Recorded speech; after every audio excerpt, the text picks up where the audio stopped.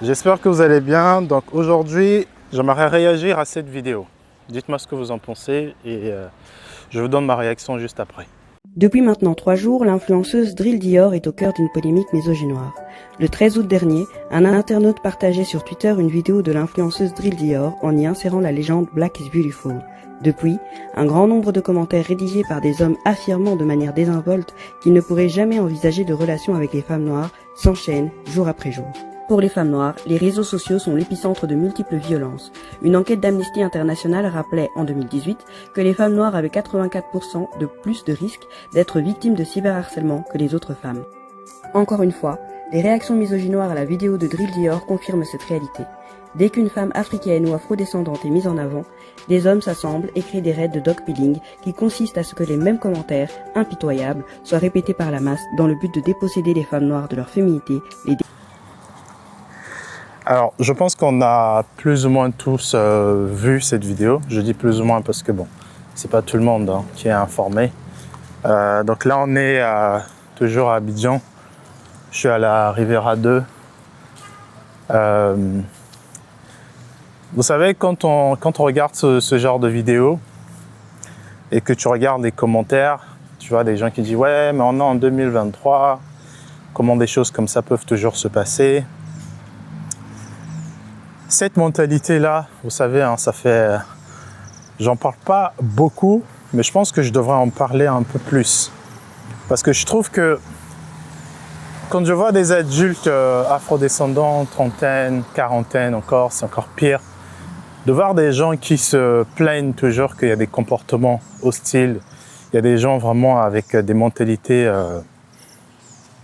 qui ne vous aiment pas, des gens qui vous disent que oui, mais les Noirs... ceci, cela, vous n'êtes pas joli, machin.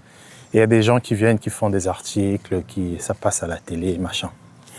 Qu'est-ce que j'en pense? Personnellement, je pense que vous savez déjà mon avis. Je trouve que toute l'énergie qu'on met dans les dénonciations, à dénoncer tous ces problèmes, toutes ces dérives, je trouve qu'on devrait concentrer cette énergie dans autre chose. Ça, c'est mon avis personnel.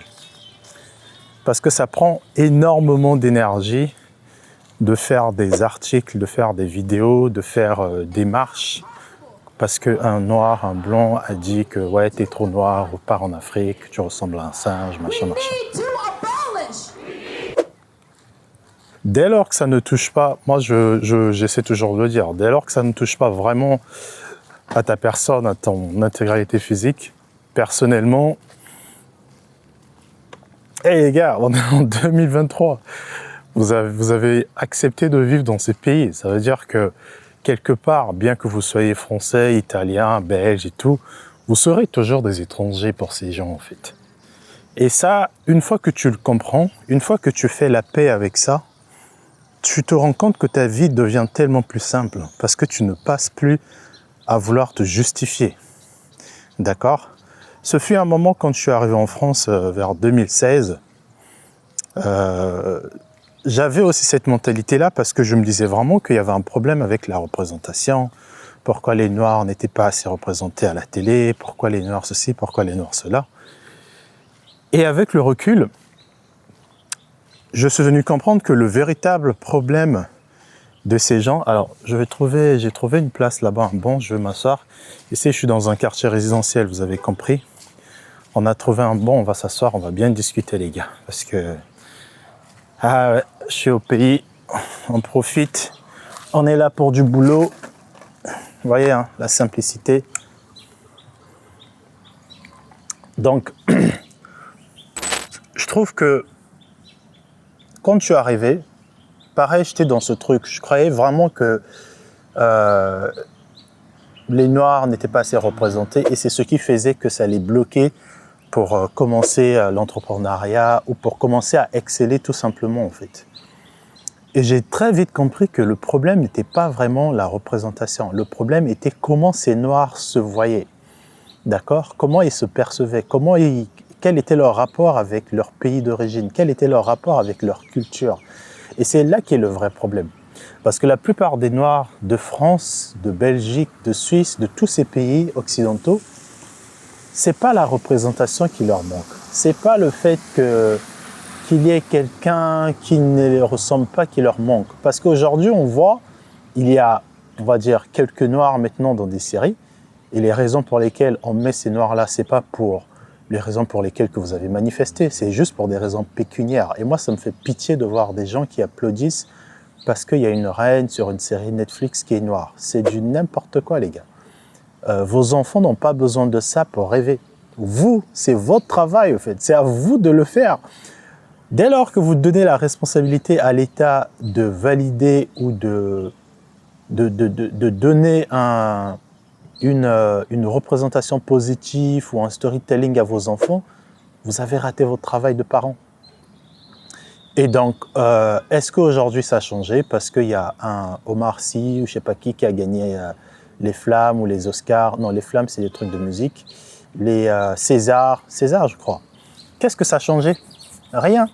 Ce qui change, par contre, c'est depuis que des personnalités, on va dire des influenceurs, mais c'est pas vraiment des influenceurs, depuis qu'on a de plus en plus des personnalités comme Kémy Séba, Nathalie Yam et toutes ces personnes-là qui font le travail pas de dénonciation à la France, en vivant en France et en consommant français tous les jours, mais de rentrer au pays. Quand tu rentres dans ton pays ou quand tu fais le travail d'apprendre ton histoire, tu verras que tu n'auras plus le temps de te plaindre quand une femme, une très belle femme d'ailleurs, hein, cette femme-là, une beauté. Quand tu vois une très belle femme comme ça, le fait que toi tu valides, c'est suffisant. Tu n'as pas besoin que Jean-Michel ou Madeleine valide en fait. Et c'est encore ça, c'est-à-dire que tant que la personne que vous allez appeler l'oppresseur, pour moi perso, écoute, c'est des gens qui ne m'aiment pas, je m'en fiche. Tant que cet oppresseur-là ne s'excuse pas ou ne passe par la télé, tant que vous n'avez pas vu une femme noire avec un afro, des cheveux crépus, des cheveux avec des braids, avec des locks passer à BFM, vous n'allez pas vous sentir reconnu. Mais c'est une grosse maladie, c'est pire qu'un cancer en fait. Parce que ça n'arrivera jamais. Et même si ça arrive, ça ne va pas être pour des raisons parce qu'on vous aime. Mais on s'en fiche qu'on vous aime. Et c'est ça que vous devez mettre dans vos cerveaux. On n'a pas besoin qu'on t'aime, au fait. Et c'est ça le véritable problème. Personne n'a besoin de t'aimer.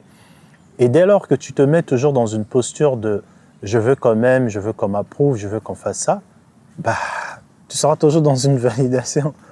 Tu seras toujours dans une validation, dans une attente qui va te pourrir ton cerveau parce que tu vas être frustré. Et vous avez souvent remarqué, c'est quand tu vas arriver vers la quarantaine, ou en tout cas vers 45 ans, 46 ans, soit tu as deux choix. C'est soit tu deviens aigri et tu détestes tout le monde, nique la France, machin, tu craches sur la France tous les jours alors que tu habites en France, dans une maison, un HLM, et tu bénéficies des aides de la France, et je trouve ça quand même assez fou. C'est soit tu te dis, putain, qu'est-ce que j'ai attendu pendant 40 ans, j'ai perdu ma vie à me plaindre et je veux venir vivre en Afrique.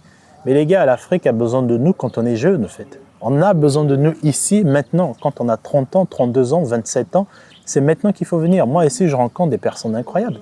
Des personnes pas forcément qui étaient friquées. Il y a des jeunes, j'ai rencontré Ben, par exemple, que je vais interviewer ce matin.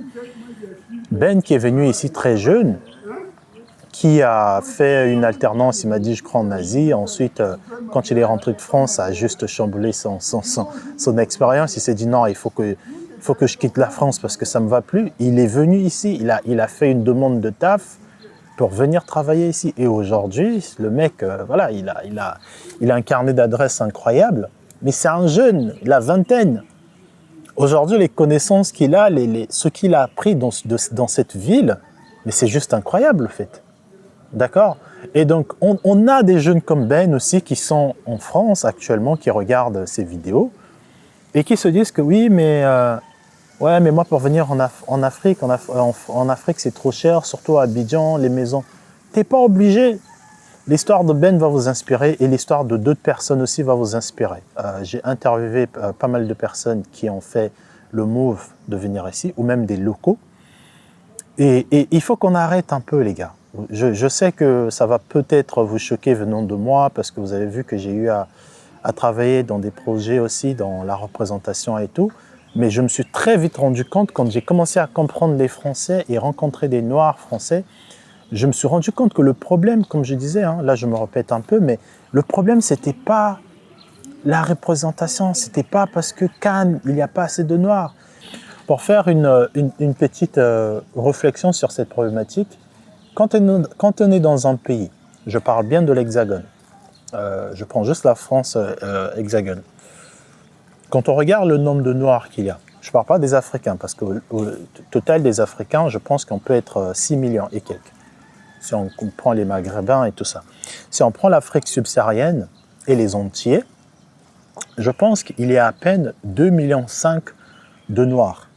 À peine 2,5 millions de Noirs, au maximum, si vraiment j'exagère avec les chiffres, on est peut-être 3 millions, des Noirs subsahariens et Antillais. Pareil, on mélange des métis dedans. Ça veut dire que sur une population de 68 millions d'habitants, quand on est 3 millions, on ne représente même pas 1% de la population. D'accord ? Le cinéma, le milieu du cinéma, il est très... c'est un milieu des privilégiés.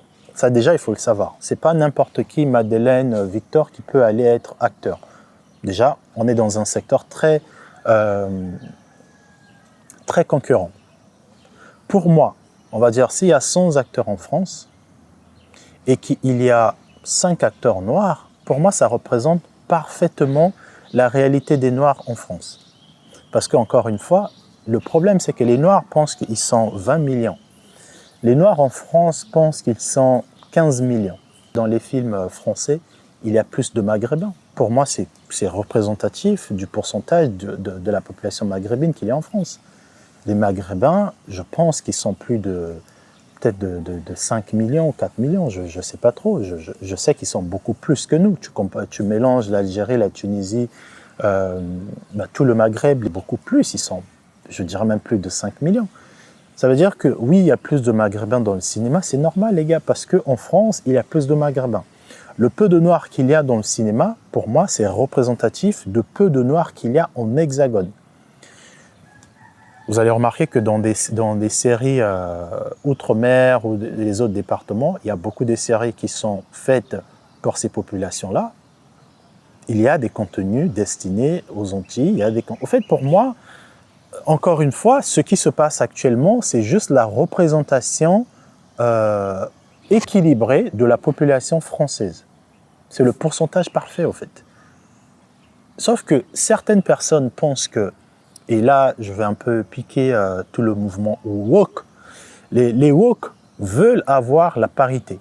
Ils veulent avoir autant d'acteurs noirs que d'acteurs français. Mais les gars, mais vous vivez dans quelle réalité, au fait ? Vous vivez dans quel monde ? C'est comme un blanc qui est né, grandi ici, qui est un Ivoirien, qui commence à percer un peu dans le cinéma et qui pleure et qui demande « Ouais, mais je veux plus de blancs dans le cinéma. » Mais monsieur François, tu n'es pas majoritaire dans ce pays. Donc le peu de 3, 4 blancs, 6 blancs que tu as dans la scène cinématographique ivoirienne, ça représente exactement le pourcentage de blancs qu'il y a ici. D'accord ? Si ça ne vous convient pas, créez vos institutions. Et aujourd'hui, moi je suis plus dans cette mouvance-là de dire que créons quelque chose pour nous, par nous, et n'attendons pas de validation. S'ils veulent consommer des personnes que vous dites qui vous empêchent d'avoir vos histoires ou qui vous empêchent de briller, créez vos institutions et vendez-les à ces personnes-là que vous pensez qu'ils vont consommer, des personnes noires ou d'autres personnes, vendez-les à ces personnes-là.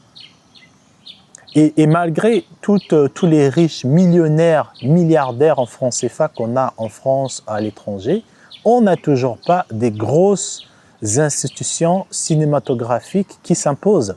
Aujourd'hui, Canal+ a le monopole sur tout. Donc, alors qu'il y a une centaine de joueurs, de businessmen, des gens qui sont bourrés, pétés de thunes, afro, on se plaint pourquoi ? Moi, j'aimerais qu'il y ait des gens, des commerciaux, des business angels, des personnes qui ont des sous, qui ont des contacts, aller pitcher des concepts à ces personnes-là pour qu'ils financent. Aujourd'hui, le Sénégal le fait très bien. On a aussi le Nigeria, le Kenya le fait très bien. Ils attendent plus, ils sont plus là dans une guerre de oui, mais on aimerait voir une série Netflix. Le danger avec ça, quand vous êtes tellement à la recherche de la représentation venant de l'oppresseur selon vous, c'est qu'ils vont se faire un maximum de sous derrière votre dos. Vous avez vu la série qu'il y a eu, Netflix a sorti une saga, je crois, sur des royaumes africains. Dites-moi en quoi ça va bénéficier les Africains.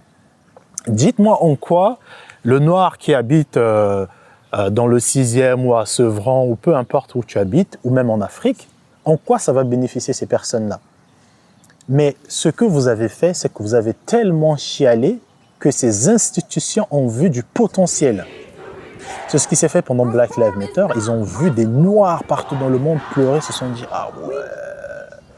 On va leur faire des dons, ces dons qui ont été utilisés pour des raisons personnelles à la fin parce que ça a été prouvé que c'était juste des escrocs, des Black Lives Matter. Et au final, qui a bénéficié? Encore les mêmes institutions. D'accord? Microsoft, Google, Apple, partout. Apple, quand il a fait le lancement de son nouveau casque, machin, ils ont fait exprès d'inclure une femme noire. Parce qu'ils savaient très bien que ils allaient avoir une validation d'une femme noire. Et même quand on représente les femmes noires, on représente quel type de femme noire? Et là, on rentre encore dans un truc de colorisme. Ouais, il faut une métisse parce que ça passe mieux. Arrêtez de chercher l'attention des personnes qui ne vous aiment pas. Quand un mec ne t'aime pas, tu le laisses. Quand une fille te fait comprendre de toute sa force, de toute son énergie que tu n'es pas mon type de gars, tu ne forces pas. Un peu de charisme. D'accord? Tu le laisses, tu bouges, tu move on. Quand les Asiatiques, les Blancs, les Libanais, peu importe qui sont ces personnes que vous dites qui ne vous aiment pas, qui ne vous donnent pas le temps, créez une alternative à côté. Si vous trouvez que la France est trop dure, venez en Afrique. Ou construisez-vous quelque chose en France, mais n'attendez plus que quiconque. Et vous allez voir que quand vous aurez cette démarche-là, vous avez plus de haine et vous travaillez sur sur vos forces, vous essayez de développer des connaissances, vous essayez d'apprendre un langage informatique, vous essayez de faire quelque chose de pertinent pour votre avenir, vous aurez tellement plus le temps et l'énergie de débattre avec un raciste, de devenir antiraciste. Le temps que ça prend pour devenir antiraciste, de lire les livres. Vous perdez le temps à lire tous ces livres-là alors que vous pourriez passer 50% de cette énergie en apprenant une vraie connaissance qui va vous servir. Les gars, on est dans un monde où l'intelligence artificielle est là. On voit tous les jours des gens créer des applications. Ah, avec cette application, maintenant, tu peux faire ça. Avec cette application, maintenant, tu peux faire ça. Il y a aussi des Africains qui créent des applications. Pourquoi vous ne mettez pas en avant ces gens-là? Toujours en train de se plaindre, d'attendre que Google crée un truc avec reconnaissance faciale où les Noirs peuvent débloquer un truc. Ouais, mais tel téléphone ne débloque pas le visage des Noirs, ça a été testé sur les Blancs. Mais quand on cherche les data analystes, les gens qui travaillent dans la reconnaissance faciale à la Silicon Valley, on ne voit pas assez des gens compétents. Dans les milieux décisionnaires, là où on prend les grandes décisions là, pour impacter nos vies aujourd'hui, là, il n'y a pas des Noirs, les gars. Donc le Jean-François qui est au-dessus, quand il va faire un papier de toilette, il ne va pas se dire « Tiens, je vais le faire comme ça ». Ou quand il va faire des lunettes, par exemple, les lunettes que je porte, vous verrez que ce n'est pas adapté pour nos nez. Nous qui avons des nez plats, ce n'est pas adapté pour. Tu es obligé de resserrer, de faire ça, mais développer des lunettes pour des personnes qui ont des nez épatés, par exemple. Pareil pour les sparadraps, les beaux... Il y a tellement des choses, en fait. Ne vous plaignez pas, les gars. Vous voyez une opportunité, foncez, faites-le. OK? Donc voilà ce que je pense. Je sais que ça va faire mal à des personnes qui sont un peu... j'ai pas envie de vous insulter, de dire fragile et tout. Je pense que chacun a son expérience. Chacun va traverser son temps d'éveil. Ça prendra pas le même temps pour tout le monde. J'aimerais juste vous encourager à plus travailler sur vous, à plus vous aimer, parce que c'est la seule solution en fait. Pour moi, la solution c'est le self-love. c'est le self-love. Parce que quand tu es obsédé de toi, de tes gens, de ta famille, de ton histoire, de ta belle culture, en fait, tu vis dans ces pays juste comme comme un citoyen. Tu es là, tu respectes les règles, tu payes tes impôts, tu investis dans ton pays, tu visites ton pays, tu vis ta vie, en fait. Tu n'es plus dans un positionnement de ah, mais pourquoi il m'a regardé comme ça? Ah, c'est parce qu'il m'aime pas. Mais qu'est-ce que vous voulez, au fait? Qu'on vous aime, qu'on vous dise... Moi, je pense que la raison pour laquelle plusieurs personnes, et là, je vais un peu provoquer, plusieurs personnes aiment les films, par exemple, les films comme Django Unchained, ou les Black Panther. En fait, tous les films que Marvel, des personnages que Marvel vont créer pour venir effacer des vraies histoires, je parle de Black Panther, il y a plusieurs personnes qui aiment bien le truc de Black Panther ou tous les autres personnages héroïques de Marvel. C'est parce que quelque part, c'est un peu l'idéal de plusieurs personnes. C'est-à-dire que dans la conception de plusieurs personnes afro, ce qu'ils recherchent, c'est qu'il y ait un homme ou un groupement d'hommes qui iront frapper les Blancs, les humilier, les faire mal. Les Blancs vont s'excuser. On va être dans une nation où on va être les plus forts et eux les plus faibles. Eh les gars, vous perdez trop de temps. Vous perdez trop de temps. Faites votre vie normale. Chacun va se mettre à sa place. Parce qu'il y a tellement d'autres histoires aussi de l'Afrique où des gens ont fait des vraies choses. Il y a tellement des biopics à faire sur des Africains, sur ce qui s'est passé dans nos propres continents, sans pourtant être en guerre tout le temps avec les Européens. Il y a tellement des histoires à raconter. Moi, j'aimerais bien qu'on raconte l'histoire, par exemple, de la Côte d'Ivoire et le Ghana, l'empire qu'il y avait avant, les empires africains sans forcément les invasions européennes. Parce que souvent, si tu vois des gens raconter les histoires des continents, ça va être forcément avec la touche européenne. Ah, les Européens, ils étaient venus, ils avaient fait ça. Je sais que dans toutes nos histoires africaines, il y a eu forcément l'invasion des Européens, mais j'aimerais aussi voir d'autres histoires. On aimerait voir aussi d'autres histoires. Juste unapologetic, juste black history, sans toujours montrer du doigt ou descendre le blanc. Parce qu'en vrai, les gens, c'est ça qu'ils aiment, en fait. Quand il y a un noir qui est là, il est fort, il tape le... Bon, les gars, je vais aller manger, je vais manger mon garba ce matin. Il est 8h, on est à Abidjan. Voilà, on se retrouve bientôt.